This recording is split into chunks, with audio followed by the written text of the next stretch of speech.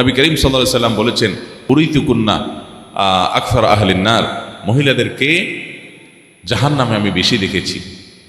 যদিও মানুষ এখনো জাহান্নামে যায় নাই, জাহান্নামে এখনো উদ্বোধন হয়ে নাই, জাহান্নাম সৃষ্টি হয়ে আছে, কিন্তু মানুষকে জাহান্নামে দেওয়ার কার্যক্রম এটা কিয়ামতে বিচারের পরে হবে।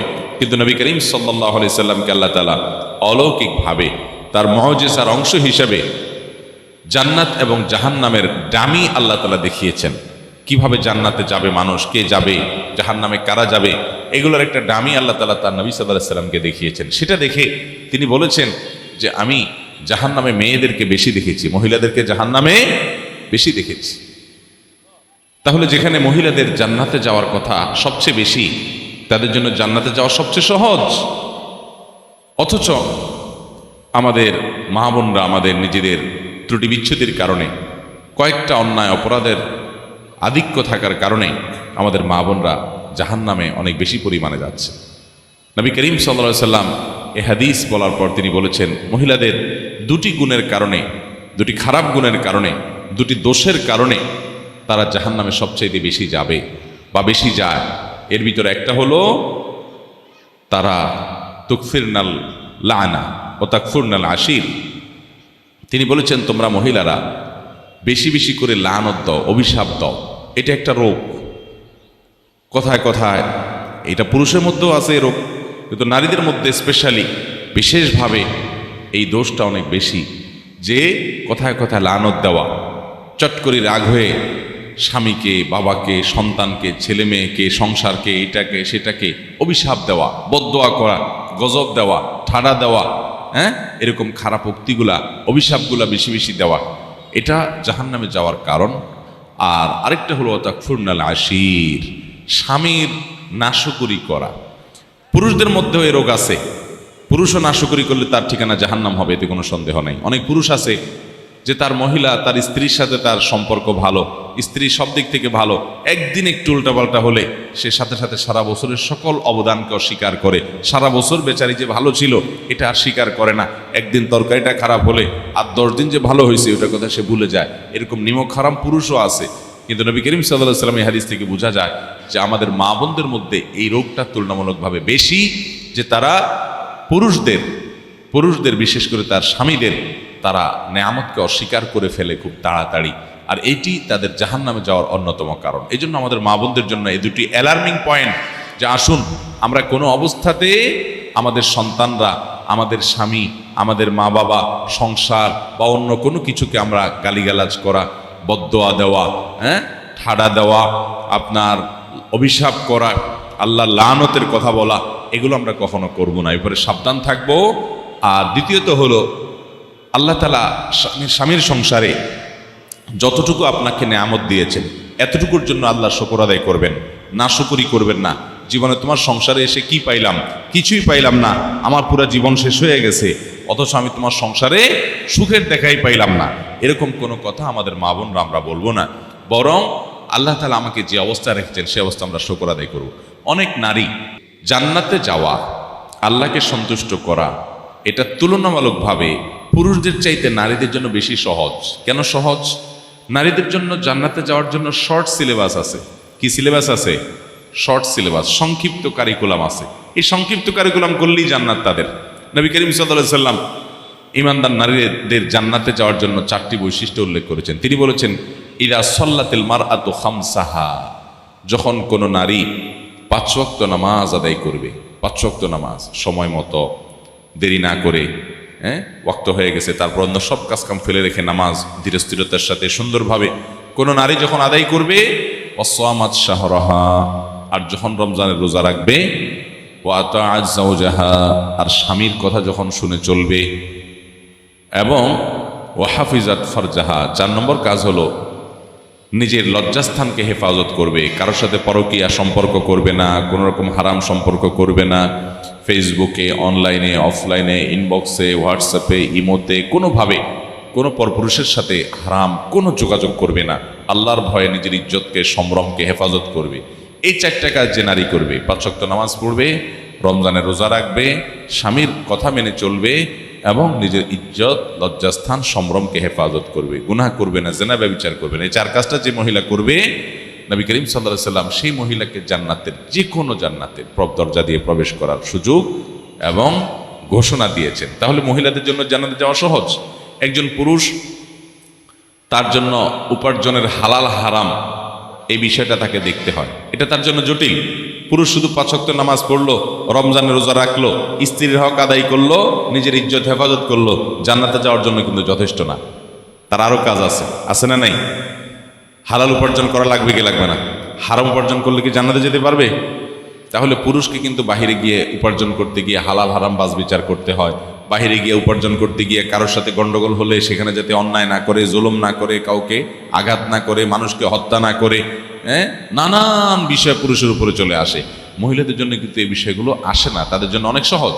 অতএব আমরা সবর করবো তো ইনশাআল্লাহ। আল্লাহ আমাদের মা বোনদেরকে সবর করার তৌফিক দান করুন। কোরআনে হাকিমে আল্লাহ তাআলা 28 নম্বর পারার সূরা তাহরিমের মধ্যে 10 থেকে 12 এই আয়াতগুলোর মধ্যে 4 জন নারীর দৃষ্টান্ত দিয়েছেন। 2 জন নারীর দৃষ্টান্ত দিয়েছেন যারা খারাপ নারী ছিলেন, আল্লাহর অবাধ্য ছিলেন, কাফির ছিলেন। আর 2 জন নারীর দৃষ্টান্ত দিয়েছেন যারা আল্লাহর বাধ্যগত ছিলেন, অনুগত ছিলেন, ইমানদার ছিলেন। আমাদের মা বোনরা এই আয়াতগুলো অর্থ সহকারে, ব্যাখ্যা সহকারে আপনারা একটু পড়বেন, এটা আপনাদের প্রতি আমার অনুরোধ। কোরআনে কারীমের 28 নম্বর পারার সূরা তাহরিম 10 থেকে 12 নম্বর আয়াত, সূরার শেষ আয়াত পর্যন্ত এই 3টি আয়াত আপনারা মেহেরবান করে পড়বেন। এই 3 আয়াতে আল্লাহ তাআলা 4 জন নারীর দৃষ্টান্ত দিয়েছেন। এই আয়াতগুলো পুরোটাই আমাদের মা বোনদের জন্য স্পেশাল। এই আয়াতগুলোতে আল্লাহ রাব্বুল আলামিন কয়জন নারীর দৃষ্টান্ত দিয়েছেন বলেছি? 4 জন। 2 জন খারাপ আর 2 জন ভালো। খারাপদের পরিণতি কি হয়েছে এবং ভালোদের পুরস্কার কি হয়েছে সেটা আল্লাহ তাআলা উল্লেখ করেছেন। আমরা সবসময় ওই ভালো নারীদেরকে সামনে রেখে আমাদের জীবনটা যদি গঠন করতে পারি, জীবনটা আলোকিত হবে, জীবনটা উজ্জ্বল হবে, জীবনটা চমৎকার হবে, জীবনটা অসাধারণ হবে, জীবনটা উপভোগ্য হবে। কষ্টের মধ্যে থেকেও আপনি সুখ পাবেন যদি তাদের ইতিহাসটা আপনি জেনে তাদের মতো করার নিজেকে চেষ্টা করেন। আল্লাহ রাব্বুল আলামিন কোরআনে কারীমের সূরা তাহরিমের 10 নম্বর আয়াতে বলেছেন, দরাবাল্লাহু মাসালাল লিল্লাযীনা কাফারু ইমরাআতা নূহিন ওয়া ইমরাআতা লূত। আল্লাহ রাব্বুল আলামিন কাফির, অবিশ্বাসী, অবাধ্য, খারাপ এবং বাজে নারীদের দৃষ্টান্ত দিয়েছেন 2 জন নারীকে দিয়ে। 2 জন খারাপ নারীর ইতিহাস উল্লেখ করে আল্লাহ বলেছেন পৃথিবীতে খারাপ নারীদের দৃষ্টান্ত হলো এই 2টা খারাপ মহিলার মতো। তাদের একজন ছিলেন আল্লাহর নবী নূহ আলাইহিস সালামের স্ত্রী, আরেকজন ছিলেন আল্লাহর আরেক নবী লূত আলাইহিস সালামের স্ত্রী। দেখেন, কানাতা তাহতা আবদাইনি মিন ইবাদিনা সালিহিন।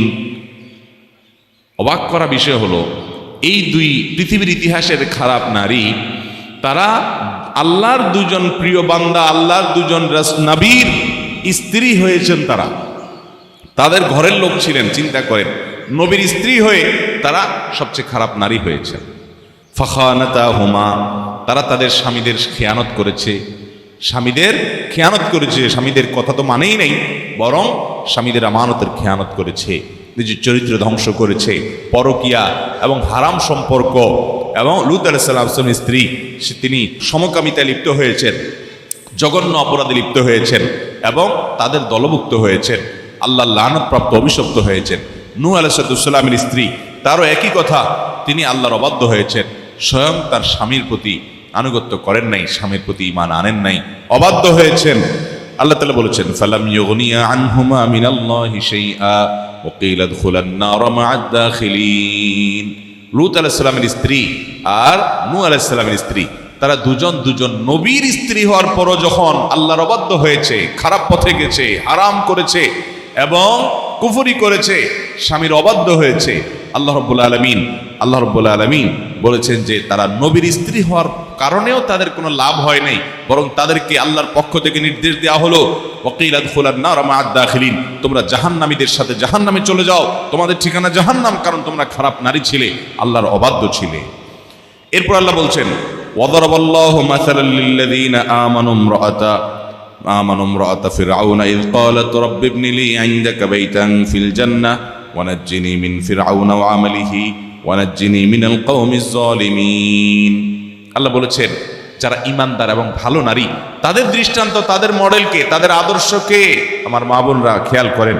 তাদের আদর্শকে আল্লাহ বলছেন, তার আদর্শ হলো ফেরাউনের স্ত্রী। দুনিয়াতে ভালো নারীদের, জান্নাতি নারীদের আদর্শ এবং দৃষ্টান্ত হলেন ফেরাউনের স্ত্রী। আল্লাহু আকবার। একজন খারাপ মানুষ যে নিজেকে আল্লাহ দাবি করেছে, সকল শয়তানিয়তের মূল, যে সবচেয়ে জঘন্য কাফির মানব ইতিহাসের, সেই জঘন্য খারাপ মানুষটা ফেরাউন, শত শত হাজার হাজার অগণিত শিশু হত্যাকারী, শুধু শিশু হত্যাকারী নয়, সকল শয়তানি কর্মকাণ্ডের গোড়া এই ফেরাউন। তার স্ত্রী, দেখেন, একটা খারাপ মানুষ, একটা কাট্টা কাফের, সবচেয়ে নিকৃষ্ট মানুষ পৃথিবীর ইতিহাসের, এই মানুষটার ঘরে আল্লাহ তাআলা যাকে স্ত্রী হিসাবে পাঠিয়েছেন, এই ভদ্র মহিলা, এ আল্লাহর বান্দি যার নাম আসিয়া, তার সম্পর্কে আল্লাহ বলছেন যে পৃথিবীর সকল ইমানদার নারীদের, ইমানদার মহিলাদের, ইমানদার মানুষদের দৃষ্টান্ত হলো ওই ফেরাউনের ঘরে থাকা তার স্ত্রী আসিয়া। এই আসিয়া শুধু ঈমান আনার কারণে, তিনি নেক কাজ করার কারণে তার স্বামী তাকে জুলুম করেছে, অত্যাচার করেছে, ফেরাউন তাকে কষ্ট দিয়েছে, এমন কষ্ট দিয়েছে যে তাকে রোদের মধ্যে, শুলের মধ্যে ফেলে রেখে তার শরীর থেকে পেরাকের আঘাতে রক্ত ঝরতে ঝরতে পাষণ্ডের মতো করে নির্মমভাবে তাকে দুনিয়া থেকে চলে যেতে হয়েছে, শাহাদাত বরণ করতে হয়েছে, তাকে হত্যা করা হয়েছে, জীবন চলে গেছে শুধুমাত্র একটি অপরাধের কারণে। অপরাধ কি? ফেরাউনকে সে আল্লাহ দাবি করে নাই, ফেরাউনকে সে আল্লাহ হিসাবে স্বীকার করে নাই। সে বলছে না, আমার আল্লাহ, আমার আল্লাহ আমার সৃষ্টিকর্তা, আমার রব আমার সৃষ্টিকর্তা, তুমি সৃষ্টিকর্তা না। সে তাগুতকে অস্বীকার করেছে। ফেরাউন স্ত্রী আসিয়া কাকে অস্বীকার করছে? তাগুতকে, যে নিজেকে আল্লাহ দাবি করছে, আল্লাহর পর্যায়ে মনে করছে, তার সব কর্তৃত্ব সে দাবি করেছে, এটাকে অস্বীকার করেছে। আর আনুগত্য, গোলামি এবং কৃতজ্ঞতা এটা শুধু আল্লাহর জন্য নিবেদন করেছে। এই কারণে তাকে নির্মমভাবে তার স্বামী জালেম ফেরাউন নির্মমভাবে হত্যা করেছে। আল্লাহ তাআলা বলেছেন যে এরা হলেন এই যে কষ্ট হয়েছে, ধৈর্য ধারণ করেছে, স্বামী অত্যাচার করেছে, তারপরও ঈমান ছাড়ে নাই, এই মানুষগুলোর দৃষ্টান্ত হলেন আসিয়া। কষ্ট তার শেষ হয়েছে না শেষ হয় নাই? আসিয়া যে কষ্টে ছিলেন, এটা শেষ হয়েছে না হয় নাই? শেষ হয়ে গেছে। আল্লাহু আকবার। এখন জান্নাতে অনন্ত অসীমকালের জন্য তিনি তার মৃত্যুর সময় বলেছেন আল্লাহকে, রব্বিবনিলি ইনদাকা বাইতান ফিল জান্নাহ। আল্লাহ, এই অমানুষ স্বামীর ঘরে তো আমার মনে হয় আমার আর টিকা হবে না, আমি তো মনে হয় মরে যাব, আমার তো মনে হয় মেরে ফেলবে, আমি তো শেষ। আল্লাহ, আপনি জান্নাতে আমার জন্য একটা ঘর নির্মাণ করেন, আমি সেখানে আপনার কাছে চলে যাব। রব্বিবনিলি ইনদাকা বাইতান ফিল জান্নাহ ওয়ানাজ্জিনি মিন ফিরআউনা ওয়া আমালিহি ওয়ানাজ্জিনি মিনাল কওমিজ জালিমিন। আল্লাহ, ফেরাউন এবং তার এই অত্যাচার থেকে, তার জালেম সম্প্রদায়ের কাছ থেকে আমাকে মুক্তি দেন, আমাকে আপনার কাছে একটা জান্নাত নির্মাণ করে দেন। তিনি আল্লাহর কাছে তৈরি করেছেন। বিভিন্ন বর্ণনা থেকে বোঝা যায় এবং প্রমাণিত হয় যে আল্লাহ রাব্বুল আলামিন তার জন্য জান্নাতে যে প্রাসাদ নির্মাণ করেছেন, মৃত্যুর আগে আগে দুনিয়াতেই তার সামনে ফেরেশতারা সেটা উপস্থাপন করে দেখাইছেন, এই হলো তোমার ঠিকানা, আল্লাহ তোমার জন্য রেডি করে রেখেছেন। আমার মা বোনেরা, আপনারা হয়তো অনেক জুলুম স্বীকার করেন, আপনাদের হয়তো অনেক কষ্ট হয় অনেক ক্ষেত্রে। আমি আবারও বলছি, আপনাদের কষ্ট যেন না হয়। পুরুষদেরকে আমরা সবসময় নসিহা করি, আজকে আপনাদেরকে পেয়েছি, আমি আপনাদেরকে বলতে চাই, আপনারা আসিয়ার সাথে তুলনা করবেন। আল্লাহ কোরআনে তার দৃষ্টান্ত দিয়েছেন আপনাদের জন্য। ফেরাউন তার স্ত্রী আসিয়ার প্রতি যে জুলুম করছে, আপনারা তো অত জুলুম সহ্য করতে হয় না, অত জুলুম সহ্য করতে হয়? আসিয়া যদি ফেরাউনের এত জুলুম সহ্য করেন, তাহলে আপনাদের আদর্শ হলেন তিনি। অতএব আল্লাহর জন্য সবর করবেন, ধৈর্য ধারণ করবেন এবং আল্লাহর কাছে পানা চাইবেন। আমি বলছি না যে আপনি কোনো প্রতিকার করবেন না, প্রতিকারের চেষ্টা করবেন, জুলুম হলে সেটা থামানোর চেষ্টা করবেন মুরব্বীদের মাধ্যমে, নিজে বা অন্যভাবে। কিন্তু যদি কোনোভাবে আপনি সেটা করতে না পারেন, আপনি অস্থির না হয়ে আপনি আল্লাহর ফয়সালাকে মেনে নিয়ে সবর করবেন, আর সবরের বিনিময়ে আল্লাহ তাআলা জান্নাত দিবেন। আরেকজন নারীর দৃষ্টান্ত আল্লাহ দিয়েছেন ভালো নারীদের। ওমারিয়াম ইবনাত ইমরান আল্লাতী আহসানাত ফারজাহা ফানাফাখনা ফীহি মির রূহিনা ওয়া সাদ্দাকাত বিকালিমাতি রাব্বিহা ওয়া কুতুবিহি ওয়া কানাত মিনাল কানিতিন। আর মারিয়ামের দৃষ্টান্ত, দুনিয়ার মুসলমান ইমানদার নারীদের, আল্লাহর অনুগত নারীদের দৃষ্টান্ত হলেন মারিয়াম। এই মারিয়াম, তার বৈশিষ্ট্য কি ছিল? তিনি নিজে পুত পবিত্রা ছিলেন, তার চরিত্রে কখনো কালিমা লাগতে তিনি দেন নাই। দেখেন, আজ আমাদের ছেলেদের কথা বলেন, মেয়েদের কথা বলেন, চরিত্রহীনতা, জেনা ব্যভিচার, এটা আজকে এত ব্যাপক হয়ে গেছে। সরাসরি জেনা আজকাল করা লাগে না, ছবি দেখে দেখে মনে মনে জেনা করে, ভিডিও দেখে দেখে মনে মনে জেনা করে, জল্পনা কল্পনা করে। পুরুষরা তো করে, মহিলারাও করে। পুরুষের ছবি দেখে, সুদর্শন যুবকদের ছবি দেখে সে ছবি নিয়ে মনে মনে আপনি জল্পনা কল্পনা করলেন, জেনা হবে কি হবে না? নবী করিম সাল্লাল্লাহু আলাইহি ওয়াসাল্লাম বলেছেন, জেনাল আইনু আন নজর আল আইনু তাজনিয়ান। মানুষের আল আইনানে তাজনিয়ান, দুই চোখ জেনা করে যখন হারাম জিনিস দেখে। অনেক মা বোনরা মনে করেন চোখের হেফাজত শুধু পুরুষরা করবে, এটা ভুল। এটা ভুল ধারণা, শুধু পুরুষরা চোখের হেফাজত করলে হবে না। আল্লাহ তাআলা কোরআনে কারিমে পুরুষদেরকে যেমন বলেছেন, কুল্লিল মুমিনিনা ইয়াগুদ্দু মিন আবসারিহিম ওয়া ইয়াহফাযু ফুরুজাহুম, হে রাসূল মুমিন পুরুষদেরকে, ঈমানদার পুরুষদেরকে বলে দেন তারা তাদের চক্ষুগুলোকে হেফাজত করে, তাদের ইজ্জতকে তারা হেফাজত করে। যেন এই নির্দেশ যেমন পুরুষদেরকে আল্লাহ করেছেন, একই নির্দেশ নারীদেরকেও করেছেন। কুল্লিল মুমিনাতি ইয়াগুদ্দুনা মিন আবসারিহিন্না ওয়া ইয়াহফাযনা ফুরুজাহুন্না, হে রাসূল আপনি ঈমানদার নারীদেরকেও বলে দেন তারাও যেন তাদের চোখকে হেফাজত করে, লজ্জাস্থানকে হেফাজত করে, তারা যেন চরিত্র নষ্ট না করে। জান্নাতে যাওয়ার জন্য এই যুগের সবচেয়ে বড় বাধাগুলোর মধ্যে থেকে একটা বাধা হলো এইটা, যে সৎ চরিত্রবান থাকতে পারা। এটা অনেক বড় চ্যালেঞ্জিং একটা ব্যাপার। দুনিয়াতে আজ এত ফিতনা যে পুরুষ বলেন মহিলা বলেন, ফিতনা থেকে বেঁচে থাকা কঠিন হয়ে যায়। এই জন্য হারাম জিনিস যেন চোখে না পড়ে সেই চেষ্টা করতে হবে। চোখে পড়লে আপনার মনে আসবে, মনে আসলে সেটা বাস্তবায়ন করবেন, আস্তে আস্তে জেনার দিকে চলে যাবেন। আর যদি জেনার দিকে আপনি নাও যান, শুধু তাকিয়ে তাকিয়ে আপনি মজা নিলেন, মনে মনে জল্পনা কল্পনায় হারাম সম্পর্ক করলেন তার সাথে, তাহলে এটাও কিন্তু আপনার জেনা হবে।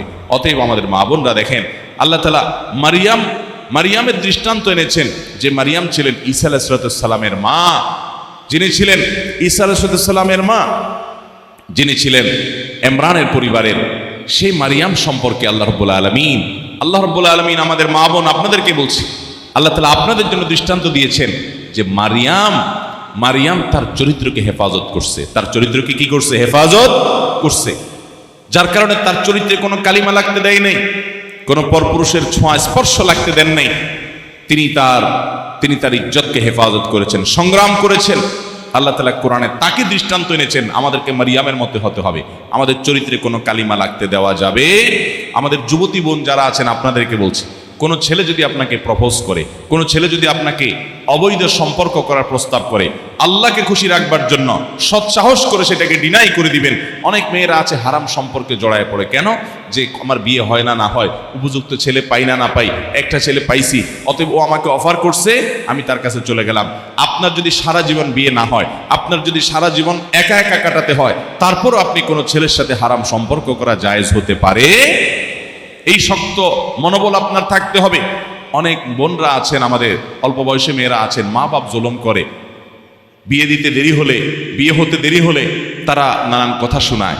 মা বাপ অমানুষ, তারা জাহেল, তারা ভালো মুসলমান না, তারা বুঝে না যে একজন নারীকে, একজন মেয়ে সন্তানকে যতদিন লালন পালন করবে, যতদিন ভরণ পোষণ দিবে, আদর স্নেহ ভালোবাসা মমতা দিবে, ততদিন তারা সওয়াব পাবে আল্লাহর কাছে।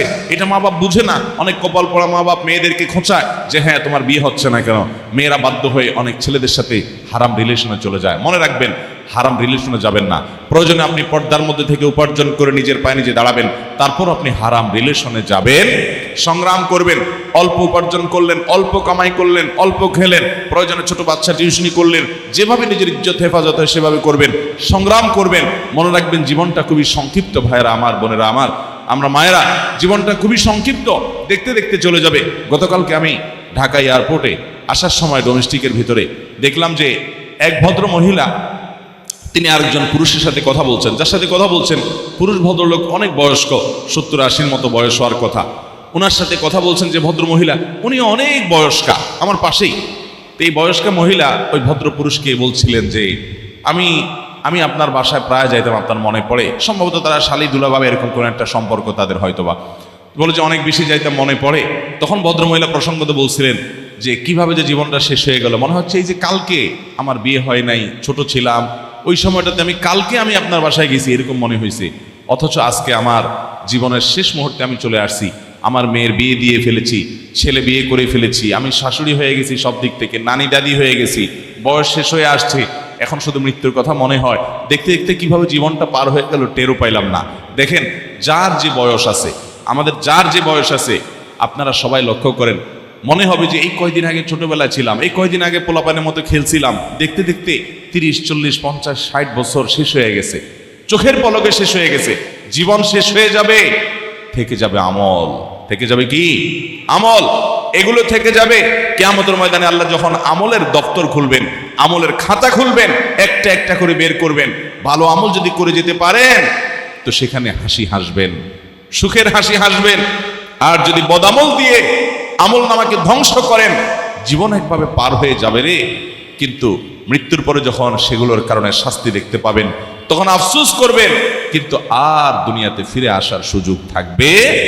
অতএব বোনরা আমার, আল্লাহ তাআলা সূরা তাহরিমে যে দুইজন নারীর দৃষ্টান্ত দিয়েছেন শেষে, ভালো নারীর, তাদের মধ্যে মারিয়ামের ঈসা আলাইহিস সালামের মায়ের অনুসরণ আমাদেরকে করতে হবে। তিনি তার চরিত্রকে কিভাবে হেফাজত করেছেন। আমি জানি আমাদের বোনরা, ইয়াং মেয়েরা যারা আছেন, আপনাদের জন্য চরিত্র হেফাজত করা কঠিন। ছেলেরা যেরকম জ্বালাতন করে, মা বাবা এরকম অনেক সময় জুলুম করে, সমাজ আপনাদেরকে অনেক সময় খারাপ দিকে চলে যেতে বাধ্য করে। মনে রাখবেন, আপনাকে সংগ্রাম চালাতে হবে এবং অবৈধ কোনো সম্পর্কে জড়াবেন না। অনেক ছেলে আপনার সার ভান করে ছিনিমিনি খেলবে। আপনার যদি চরিত্র ছিনিমিনি নাও খেলে, সে যদি আপনাকে বিয়ে শাদী করবে সেই প্রলোভনও দেয়, মনে রাখবেন আপনার জীবন যাবে, কিন্তু আপনি হারামের দিকে এক কদমও পা বাড়াবেন না। আল্লাহ তাআলা আমাদের বোনদেরকে এই হারাম থেকে বেঁচে থাকার তৌফিক দান করুন। আল্লাহ তাআলা বলেছেন মারিয়াম সম্পর্কে যে তিনি তার ইজ্জতকে, সম্ভ্রমকে হেফাজত করে রেখেছেন এবং চরিত্রকে নষ্ট হতে দেন নাই। ফানাফাখনা ফিহি মির রূহিনা, আল্লাহ তাআলা বলেছেন আমার রূহ সরাসরি আমি ফুৎকার দিয়েছি তার মাঝে, যার কারণে তার মাধ্যমে তার গর্ভে ঈসা আলাইহিস সালামের মতো সন্তানের জন্ম হয়েছে, এত বড় নবী রাসূলের জন্ম হয়েছে। ওয়াসাদ্দাকাত বিকালিমাতি রাব্বিহা ওয়া কুতুবিহি ওয়া কানাত মিনাল কানিতিন, তিনি আল্লাহর ইবাদতগুজার বান্দী ছিলেন। শেষ কথা, ওয়া কানাত মিনাল কানিতিন, তিনি আল্লাহ তাআলার ঈমানদার বান্দী ছিলেন, তিনি আল্লাহর অনুগত বান্দী ছিলেন, ভালো মানুষ ছিলেন। দেখেন আজকে পৃথিবীতে মারিয়ামের নাম জানা না এমন কোনো মানুষ আছে? খ্রিস্টানরাও সম্মান করে, মুসলমানরাও সম্মান করে। খ্রিস্টানরা বলে মেরি, মুসলমানরা বলে মারিয়াম। দেখেন কত সম্মান আল্লাহ তাআলা তাকে দিয়েছেন। আসিয়া আজকে তাকে সবাই অনুসরণ করে, ভালোবাসে। ফেরাউনের আর নূহ আলাইহিস সালামের স্ত্রী, লূত আলাইহিস সালামের স্ত্রী যারা খারাপ ছিল, তারা হয়তো দুনিয়াতে কিছুদিন মজমাস্তি করছে, কিছুদিন ফুর্তি ফার্তা করছে, কিন্তু তারা ইতিহাসের আস্থা করে নিক্ষিপ্ত হয়ে গেছে। নোংরা একটা ইতিহাস তাদেরকে ঘৃণা ভরে মানুষ স্মরণ করে। আজকে তারা কোথায় হারিয়ে গেছে। শুধু এরাই নয়, পৃথিবীর ইতিহাসের আসুন আমরা একটু কয়েকশো বছর পিছনে চলে যাই। যত খারাপ মানুষ ছিল, ফেরাউন ছিল, হামান ছিল, নমরুদ ছিল, আবু জাহাল ছিল, আবু লাহাব ছিল, যত কাফির ছিল, সেটা পুরুষ হোক অথবা নূহ আলাইহিস সালাম, লূত আলাইহিস সালামের স্ত্রীর মতো মহিলা হোক, যত কাফির, যত অবাধ্য, যত আল্লাহর নাফরমান বান্দি ছিল, তারা যখন পৃথিবীতে ছিল, দুনিয়াতে তারা অনেক মাতবরি করেছে, অনেক ফুর্তি ফার্তা করেছে, অনেক ভোগ বিলাস করেছে, কিন্তু আজ পৃথিবীর ইতিহাসে তারা আস্থা করে নিক্ষিপ্ত হয়ে গেছে। তাদের সন্তানের নামে কেউ সন্তানও রাখে না। কোনো কাফের বেঈমানেও নমরুদ নিজের ছেলের নাম রাখে না, ফেরাউন নিজের ছেলের নাম রাখে না, আবু জাহাল নিজের ছেলের নাম রাখে না, আবু লাহাব নিজের ছেলের নাম রাখে না, কোনো কাফেরও রাখে না। তারা এইভাবে ঘৃণিত হয়ে গেছে, হারিয়ে গেছে, নিকৃষ্ট হয়ে গেছে। আর পৃথিবীর ইতিহাসে হাজার হাজার বছর আগে, শত শত বছর আগে আল্লাহর নেককার বান্দা যারা ছিলেন, তাদেরকে এখনো পৃথিবীতে মানুষ শ্রদ্ধা ভরে স্মরণ করে। তারা কষ্ট করে হয়তো জীবন পার করে গেছেন, কিন্তু তাদের জীবন সমুজ্জ্বল হয়েছে, তাদের ইতিহাস সোনালী অক্ষরে লেখা হয়ে গেছে, তারা সৌভাগ্যবান মানুষের কাতারে শামিল হয়ে গেছে। অতএব ভাইরা আমার, বোনেরা আমার, আমাদের জন্য জীবনের চ্যালেঞ্জ হলো আমাকে ইমানদার থাকতে হবে, আমাকে মুত্তাকি থাকতে হবে, আমাকে পরহেজগার থাকতে হবে, আমাকে আল্লাহর বিধানের উপরে থাকতে হবে। বোনেরা, আমাদের বড় চ্যালেঞ্জ হলো যে আমাদের চরিত্রকে হেফাজত করতে হবে। কোনো পরপুরুষের সাথে আমরা দেখা দিব না, আমার পর্দার বিধান মেনে চলবো। অনেক মহিলারা আছেন পর্দার বিধান মেনে চলেন না, পুরুষদের সাথে দেখা করেন, পুরুষদের সাথে কথা বলেন, আপনার আমল নামে গুনাহ লেখা হয়, আল্লাহর নাফরমানি হয়, আল্লাহর অবাধ্যতা হয়। এটা তো ফেরাউনের স্ত্রীর মতো হলো না, আসিয়ার মতো হলো না।